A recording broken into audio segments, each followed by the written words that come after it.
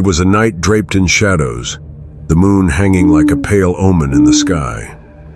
The air was thick with dread as the vast Assyrian army, encamped on the outskirts of Jerusalem, stretched across the valley like a monstrous beast. Tens of thousands of soldiers, their armor glinting under the dim light, surrounded the city with the cold certainty of doom. They were there on the orders of their king, Sennacherib, to crush the last remnants of Israel's hope. No walls, no fortifications, no prayers could save the city from the mighty Assyrian war machine. Inside Jerusalem, the hearts of the people were gripped with fear. King Hezekiah, trembling yet resolute, had done all he could. He had called out to the Lord, spreading the insult-filled letter from Sennacherib before the altar of God. Desperation clung to every breath, but Hezekiah's faith remained unbroken. He turned to the prophet Isaiah for counsel, praying for deliverance, knowing that only a miracle could save them now. The night seemed to hold its breath, and as the city slept uneasily under the siege, God moved. In the stillness, there came a sound. It was like the low growl of a distant storm, rumbling from the heavens. The sky darkened, and a chilling wind swept through the camp of the Assyrians. The soldiers stirred in their tents, murmuring in confusion.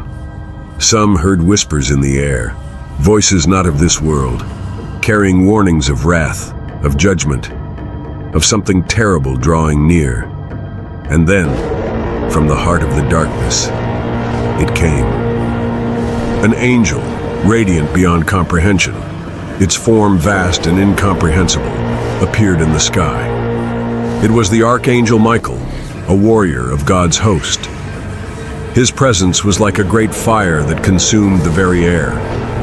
His wings, blazing with light, stretched across the horizon, casting a terrifying shadow over the earth. His eyes burned with divine fury, piercing through the night. The earth trembled beneath his feet, the very ground groaning in his wake. The Assyrians, whose arrogance had reached the heavens, whose swords were stained with the blood of countless nations, now looked upon something far greater than any army they had ever faced. Panic rippled through their ranks as they saw the angel's sword, glowing like molten steel, raised high in the air. His gaze was not one of mercy. His mission was not one of peace. In an instant, Michael descended upon the Assyrian camp. His sword slashed through the night like a bolt of lightning, cutting down the soldiers in a single terrifying sweep. The scream of dying men echoed across the valley, a chorus of agony as the soldiers, once so certain of their victory, were struck down without mercy. It was not a battle of armies, but of divine wrath against mortal pride. The mighty Assyrians, who had defied God and mocked his people, were swept away like chaff before the wind. In one terrifying night, the angel struck down 185,000 men, each one falling as though struck by a force that no mortal weapon could ever match. There was no time for escape, no time for resistance. The soldiers fell as if in a single collective breath. Their bodies lay strewn across the earth, lifeless and broken, as though the very air had conspired against them. And then, as swiftly as it had begun, it was over. The valley was silent, save for the wind whispering through the broken camp. The angel of the Lord had delivered his judgment. When the survivors of the Assyrian army awoke at dawn, they found only death around them. No sound, no movement, save for the distant cries of the few who fled in terror. King Sennacherib, who had once stood proudly at the head of this great army, returned to his capital in disgrace. His dreams of conquest, his belief that no God could save Jerusalem, were shattered. And in the city of Jerusalem, Hezekiah and the people of Israel awoke to the miraculous sight of deliverance.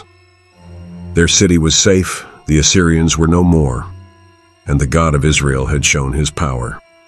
The angel had struck them down in a moment of divine fury, one final act of justice against the pride of the nations.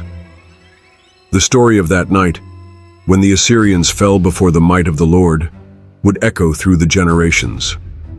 It would become a testament to God's protection of his people, a reminder that no army, no matter how great, could stand against his will.